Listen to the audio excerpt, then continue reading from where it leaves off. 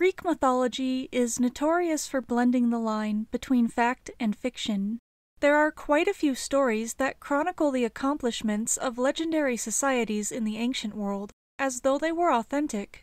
Though there may be a kernel of truth as to how each of these races came to be remembered, there's often little evidence to suggest that they actually existed.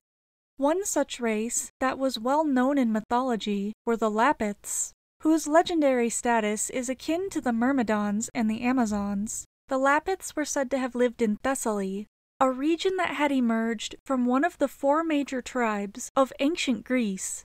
Like most mythological family trees, the history of how the Lapiths came to be is muddled by inconsistent genealogies. However, all accounts indicate that they are descendants of the hero Lapithes, who himself was a son of Apollo. One of the more notable Lapithian kings was a man named Ixion, whose rulership had been passed down to him by his father, King Phlegyas. Phlegyas could trace his divine lineage back to the god of war Ares, and although this may at first sound promising, he wasn't exactly a man favored by the gods. His daughter Coronis had been slain by the god Apollo in a fit of jealous rage during the aftermath of a love triangle gone wrong. Phlegyas's response to this was to set fire to a sacred temple dedicated to Apollo, and this incited Apollo to not only kill Phlegyas as well, but also damn him to an afterlife of eternal suffering in the depths of Tartarus for his demonstration of violence against a god. So right from the get-go, Ixion's family history with the denizens of Mount Olympus is a little grim. But hey, he's not about to let something as trivial as a rocky heritage define his relationships with the gods, right? Ixion found himself ruler of the Lapiths during a time of prosperity. They had recently driven out the region's previous inhabitants, netting them an abundance of land and control of Thessaly's eastern coastline. Looking to preserve his lineage and the prosperity of the Lapith people, Ixion was contemplating taking a bride, so as to produce a suitable heir. He soon meets a woman named Dia, and their marriage is arranged shortly thereafter. It was customary in some parts of ancient Greece for the groom to pay a tribute, known as a bride price, to his bride's family. A bride price could be anything of substantial value, from jewelry to luxurious clothing to livestock, or simply cold hard cash in itself. Dia's father, Deionius, was naturally expecting Ixion to pay up in compensation for the betrothal of his daughter. However, Ixion, being in a hurry, convinced his father-in-law-to-be that he would pay the bride price after the wedding ceremony.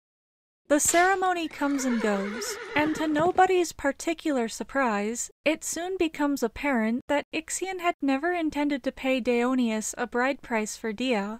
While Deionius is more than a little vexed by Ixion's arrogance, he keeps his cool, opting instead to take matters into his own hands. Unbeknownst to Ixion, he quietly steals some of his most prized horses, settling the unpaid debt for the time being. The missing horses are predictably soon noticed by Ixion, and things only continue to escalate from here. Under the pretense of wiping the slate clean, Ixion invites Deionius to a banquet that he claims to be hosting. Eager to put their feud to rest, Deionius agrees to attend. But if there's one lesson that Greek mythology enjoys echoing, it's the notion that you should never trust those who have reason to do you harm. Deionius enters the banquet hall, only to be met with a stark setting. No sumptuous feast or lively festivities awaited him, as he had expected. In an instant, Ixion is upon him, and pushes him into a blazing charcoal pit that he had prepared for the sole purpose of putting an end to his father-in-law. Deionius would arguably end up having the last laugh, as Ixion would incur some hefty penalties for the slaying of his kin. The crime of murder is already wicked enough in itself, but the killing of one's guests or family in particular was considered by the Greeks to be exceptionally heinous. When news broke of how Ixion had not only murdered his father-in-law, but also violated the sacred ritual of hospitality in the process, he was shunned by his people. To make it even more appalling, it's implied that Ixion was the first person to ever deliberately kill a family member. Ixion was essentially defiled by his actions and forced to live in exile, as no kingdom would accept him. While the neighboring kings had the power to pardon him, they were so outraged with his despicable behavior that they refused to offer him absolution. Except for one king, that is. Against all odds, Zeus, the king of the gods himself, had noticed Ixion's predicament and decided to take pity on him. He not only cleanses Ixion of his sins, but also invites him to feast with the gods in a grand dining hall on Mount Olympus. Improbable as it was, Zeus apparently felt a certain kinship towards the wretched Ixion. Knowing how Ixion is known to treat his kin, however, it's amazing that Zeus didn't immediately realize the problem in this arrangement. Up on Mount Olympus, Ixion is introduced at the table of the gods as an esteemed guest of Zeus. While he witnesses many a beautiful sight to behold, Ixion is unable to take his eyes off of one goddess in particular, the immortal Queen of Heaven and Zeus's wife, Hera. In a further insult to the ritual of hospitality, Ixion shamelessly attempts to seduce Hera, unbeknownst to Zeus. Hera, finding the advances of a mortal man absolutely repulsive, confides in her husband about what his esteemed guest has been up to. But Zeus doesn't believe her. He refuses to think that a disgraced king he himself had restored to good fortune would attempt to desecrate the very sanctity of his marriage. There was no way that Ixion would jeopardize his standing with the gods even further by taking such an incredibly stupid risk. It was inconceivable. A guest of the gods simply would not. Suspicious but not quite convinced, Zeus begins to gather up clouds from around Mount Olympus until he has enough to shape them into a perfect replica of his wife. Unsurprisingly, Ixion finds this fake cloud Hera and, believing her to be the real deal, delights in ravishing her.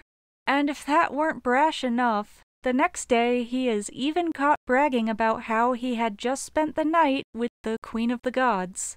Having all the proof he needs, Zeus doesn't hesitate to strike Ixion down with an especially potent bolt of lightning. Refusing to take even one more passing glance at the guest he had treated so graciously, he orders the messenger god Hermes to bind Ixion's eternal soul to a fiery wheel. With Ixion in tow, the wheel is flung high into the sky around Mount Olympus. It thereafter orbits around the mountain's peak, spinning and spiraling haphazardly about. After a while, I guess the gods get tired of listening to Ixion's hysterical screaming, so Zeus has it moved to Tartarus, the musty basement of the mythological world. And so it is here that Ixion forever endures his punishment for attempting to make a cuckold out of the most supreme of the gods. As for the fake cloud Hera that Ixion slept with, it somehow ends up becoming pregnant with Ixion's child. In an otherwise perfectly natural birthing process, the cloud begets a son who is named Centaurus. Being the product of an unholy union between man and aerosol liquid particulates, Centaurus is born monstrously deformed. This results in his banishment to Mount Pelion in southeastern Thessaly, where, in an echo of the perfectly natural life cycle that spawned Centaurus, Centaurus begins fathering his own offspring by mating with the Magnesian mares found only in the mountain's forests. And that is the story of how the centaurs came to be. Their enduring association with the Lapith people is a symbolic way of contrasting man's civilized side with his more untamed characteristics. Indeed, Ixion's debauched behavior is meant to remind one of the dangers of being overly ambitious. He literally embraces something as intangible as a cloud, rather than the true goddess of his desires, because he is incapable of perceiving the impossibility of making his profane fantasy a reality. To focus only on mad ideations is to be incapable of producing anything of genuine form. And so rather than truly achieving anything in the end, Ixion only manages to make a complete ass of himself, scorning the kindness of his divine benefactor, and spawning a race of savage man-ponies. So remember, if you're groping about for the stars, and you come across a good-looking cloud, it's probably best to just ignore it, get grounded, and find help as soon as possible.